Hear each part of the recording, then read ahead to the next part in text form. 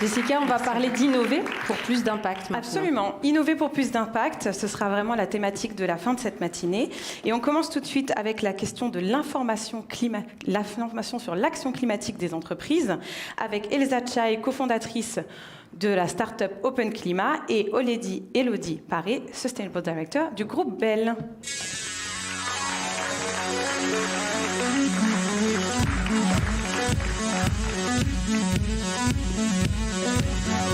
Que vous souhaitez. Bonjour mesdames. Bonjour. Elsa, du coup, vous êtes cofondatrice d'Open Climat, qui est la start-up qui a gagné l'an dernier le Grand Prix des startups à impact. Félicitations déjà.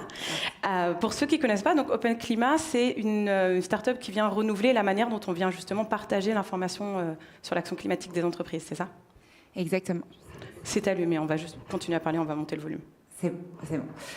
Exactement. Open Climat, c'est né d'une conviction en fait que on n'y arrivera pas en fait si l'information sur l'action climatique reste dans les mains d'une poignée d'experts. Donc Open Climat, tout simplement, c'est une plateforme qui centralise l'information sur l'action climatique des entreprises et qui permet aux entreprises de partager leurs données climatiques, leurs actions climat et environnementales de façon centralisée, de façon fiable, comparable et surtout utilisable par tout leur écosystème. L'idée, en fait, c'est de se dire qu'aujourd'hui, l'entreprise a du mal à faire ce dernier kilomètre, de se dire j'agis, mais comment est-ce que je le fais savoir, comment est-ce que je mobilise efficacement mes parties prenantes, parce que en fait, on a beau faire des rapports dans tous les sens, ils sont difficilement accessible et lisible par mes parties prenantes quand je suis une entreprise. Et or, en fait, ce maillon-là, ce dernier kilomètre, il est essentiel parce que, si je le dis simplement, par exemple, si je suis Bell et que j'investis massivement, je lance les produits les plus vertueux, les produits bas carbone, mais que je ne suis pas poussée par mes distributeurs et je ne suis pas adoptée par mes consommateurs, mon impact va être relativement limité. Donc il y a un vrai besoin de transparence et de communication cadrée sur ces enjeux-là. Alors Elodie, avec le groupe Vert, vous avez fait partie des tout premiers partenaires au final d'Open Climat. Qu'est-ce qui vous a séduit dans cette démarche et comment est-ce que vous vous êtes approprié cet outil? Oui, alors d'abord, peut-être juste quelques mots. Donc Bell, si vous ne connaissez pas, vous connaissez sûrement nos marques comme la vache qui rit, Boursin, mais aussi Go Squeeze. On est sur 3 secteurs différents, le lait, le fruit et le végétal. Il y avait un des thèmes, avant de répondre vraiment précisément à votre question, de cette conférence qui était: est-ce que c'est possible d'associer la performance économique et l'impact positif? Et nous, on a fait le choix chez Bell, dès 2020, de créer un seul et même département qui combine la finance et le développement durable, parce qu'on a la conviction que ce n'est que en regardant avec la même exigence notre performance économique et notre performance extra-financière qu'on va réussir à pérenniser le modèle de l'entreprise. Or, on a un groupe familial, on a un peu plus de 150 ans. Et donc, vraiment, notre enjeu, c'est de se dire que quand on fait des innovations, des rénovations, quand on regarde nos recettes, quand on investit dans des projets, on doit les regarder avec autant d'exigences, avec des euros et aussi des critères extra-financiers. Mais sauf que pour pouvoir réussir à faire ça, donc ce qu'on a mis en œuvre dans notre gouvernance, puisque maintenant, on a un Chief Impact Officer et plus de CFO chez Bell, donc on l'a mis dans notre gouvernance, mais on a aussi la conviction qu'il y a 3 grands leviers en fait qui sont importants pour réussir cette transformation et ce qu'on appelle nous ce modèle à 2 jambes. La première chose, c'est la transparence, c'est d'être en capacité d'expliquer de manière finalement assez simple là où on veut aller. Et en fait, typiquement, on a décidé en effet de rejoindre la plateforme Open Climat dès son lancement, parce que ce que ça nous permet de faire, c'est à la fois, donc il y a une partie des informations qui sont disponibles sur la plateforme Open Climat qui sont regardées et validées par les équipes d'Open Climat, donc il y a une crédibilité avec un tiers extérieur. Et puis il y a toute une partie où on peut raconter ce qu'on fait, quels sont nos défis, quelles sont nos actions, comment est née la gouvernance, comment est-ce qu'on travaille avec d'autres acteurs de notre écosystème, etc. Donc la première chose, en effet, c'est une transparence, mais adaptée à ce que l'on est nous, à Bell, avec le ton de Bell, avec les mots de Bell, etc. Donc ça, c'est la première chose qui est très très importante et qui nous est permis par Open Climat. Encore une fois, on y reviendra peut-être, mais oui, on fait des très très beaux rapports depuis très très longtemps. Ils sont très gros, ils sont super, ils nous donnent beaucoup de crédibilité et on continue à les faire et c'est très très bien.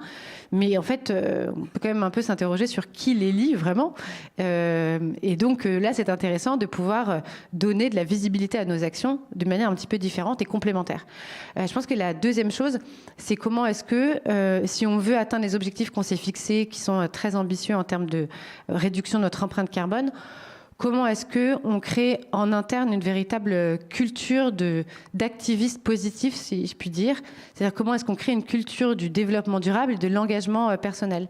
Et nous, on utilise énormément Open Climat comme une sorte de formation, de la sensibilisation et de la pédagogie, là aussi, parce qu'on est 10 000 collaborateurs, on est 5 dans l'équipe RSE. Imaginez l'impact qu'on peut avoir s'il y a 10 000 collaborateurs qui contribuent concrètement à notre stratégie développement durable et la réduction des émissions de gaz à effet de serre. Donc nous, on utilise Open Climat comme une formation pour tous les nouveaux entrants et aussi sur les gens qui travaillent au marketing, par exemple, ou beaucoup aussi les commerciaux, ceux qui sont en direct vraiment avec les distributeurs. Et ça m'emmène à mon troisième point, qui est que pour réussir toute cette transformation-là, on a besoin de travailler avec l'ensemble de notre écosystème ou l'ensemble de notre chaîne de valeur. Et pour Bell, ça veut aussi dire, comme l'a dit Elsa pour démarrer, qu'à un moment donné, on essaie de mettre en place pas mal d'actions, de transformer notre offre et produit. C'est des investissements aussi. On a besoin que l'aval suive également, c'est-à-dire nos consommateurs citoyens, bien sûr, et pour ce faire, également les distributeurs. Et donc, ce que nous permet aussi Open Climat, parce que, encore une fois, c'est une plateforme qui est ouverte et qui travaille avec un certain nombre de distributeurs, et on espère de plus en plus, c'est aussi de permettre aux distributeurs de se rendre compte, en fait, de quels sont les acteurs qui sont engagés, quels sont encore nos défis, parce que on en a des défis, bien évidemment, on est loin d'être parfait, on a beaucoup de challenges devant nous et on va réussir à adresser ces défis-là, non pas en travaillant chacun de notre côté, qu'on soit industriel ou qu'on soit distributeur, mais en y travaillant tous ensemble. Et c'est ça que ça nous permet aussi de faire Open Climat. Et qu'est-ce qui retient aujourd'hui, dans les entreprises que vous pouvez approcher, qu'est-ce qui retient certaines entreprises de partager vraiment leur action climatique ? Je vois plusieurs choses et Elodie en a parlé. Je pense qu'il y a un peu cet ancien prisme de la communication qui n'est pas axé sur une communication de progrès, mais plutôt, j'ai tendance à dire que voilà, je suis très bon, je suis le meilleur, etc. On est géniaux. Et pas voilà ce que j'ai fait, mais voilà ce qu'il me reste à faire. Et en fait, sur ce sujet-là, la marche est tellement haute pour tout le monde, on ne peut pas attendre d'avoir fini, entre guillemets, pour se mettre à communiquer. De toute façon, mon écosystème n'attendra pas parce qu'eux ont besoin de cette information. Ça, je pense que c'est le premier point. Le deuxième, c'est peut-être un peu cette peur d'être taxé de greenwashing. Donc, en fait, il ne faut pas communiquer. Enfin, il y a des règles, il faut encadrer cette communication. D'où le fait que, voilà, nous, on permette de le faire de façon fiable, avec les bons indicateurs, vérifiés, de façon exhaustive et comparable. Donc, je prends un exemple. On ne communique pas que sur... je ne sais pas, le packaging qui représente 5% de mon empreinte, mais bien sûr, absolument tous les postes d'émission qui sont importants, même s'il reste encore des choses à faire sur quelques-uns d'entre eux. Donc, je pense qu'il y a un peu cette culture-là. Et pour reprendre ce que disait Elodie, je pense que c'est clé et c'est important de comprendre que ne pas communiquer, en fait, c'est se priver d'un potentiel de décupler son impact. Parce que si je le fais dans mon coin et que l'aval ne suit pas, je ne suis pas poussée je ne suis pas valorisée par mes clients, en fait, ça ne permet pas d'avoir un impact systémique à plus grande échelle.